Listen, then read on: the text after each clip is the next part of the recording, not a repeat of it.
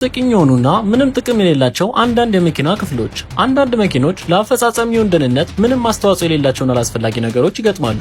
የተወሰኑትን እንመልከት። በመኪና በኋለኛው መስኮት ላይ የሚገኙት ቀጫጭን መስመሮች በረዶን ለማቅለጥ ይጠቅማሉ። ነገር ግን ይህ መስመር አብዛኞቹ መኪኖች ቀጥ ባሉ መስመሮች አሰልቺ ያደርጋቸዋል። በ80ዎቹ ዓመተ ምህረት አውዲ የተሻለ ሐሳብ አመጣ።